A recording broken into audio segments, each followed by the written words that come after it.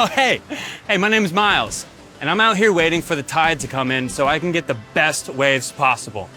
Now, I have zero control of the waves, but I trust that every day there will be high and low tides, and that helps me know the best time to surf. You see, sometimes trusting is easy, like trusting the tides will change, but other times trusting is hard, like trusting someone who has broken a promise to you. When we trust people, they sometimes make mistakes, but God is different. When God says something, He makes sure it is going to happen. I know God is always going to take care of me, and I can always trust Him. Here, let me show you. Here in the Bible, we see why we can trust God. The Bible is God's true message to us about Himself, and it is one of the best ways we can learn more about Him. In the first book of the Bible, the book of Genesis, we see when God made a promise to a man named Abram that completely changed Abram's life. Let's see how Abram learned more about who God is and how he can always be trusted. God called Abram.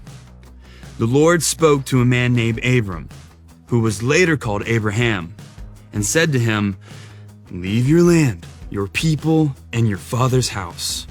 Go to the place I will show you. I will make you into a great nation. I will bless you and make your name great. All the people on earth will be blessed through you." So Abram obeyed God and left his father's house.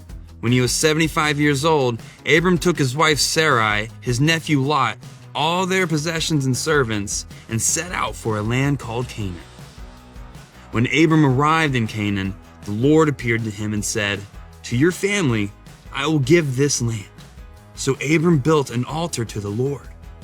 Abram traveled to the land and arrived at a place called the Negev Desert. Again, the Lord spoke to Abram, "Do not be afraid, Abram. I am your shield.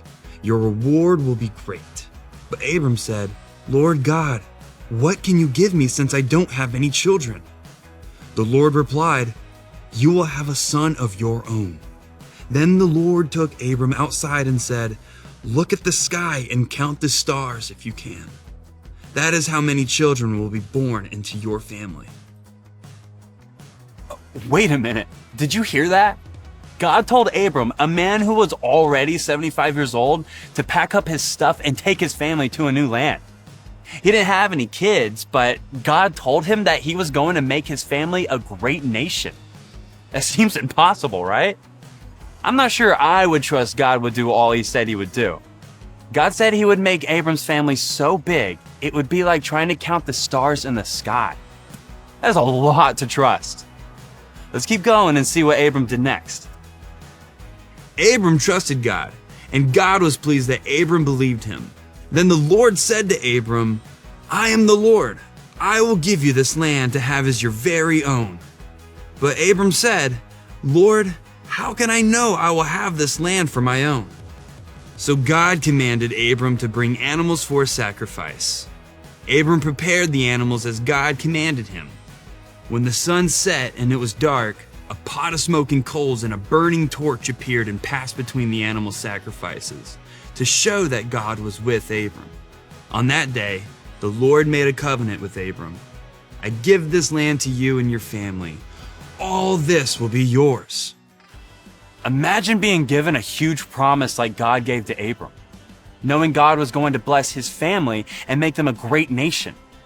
It almost sounds too good to be true, but when God makes a promise, He keeps it. We can look back at everything God did in Abram's life and see that God kept every single promise. Abram knew God and trusted Him, and Abram's family grew into a nation that blessed the entire world. In fact, we are all blessed through one of Abram's descendants, Jesus. Many years after Abram, God sent Jesus, born through the family line of Abram, to make a way for us to have a relationship with God. When we choose to follow Jesus, we show God that we trust Him with our whole lives. And that is a lot of trust. There may be times in your life when you need to trust God and the promises He has made to you. We can trust God because He knows us, loves us, and wants to have a relationship with us. We are all meant to know God. And the more we know God, the more we can trust Him day after day. Knowing we can trust God helps us remember that He always keeps His promises. The tide is starting to come in, and it's time for me to be out on the waves. I'll see you later.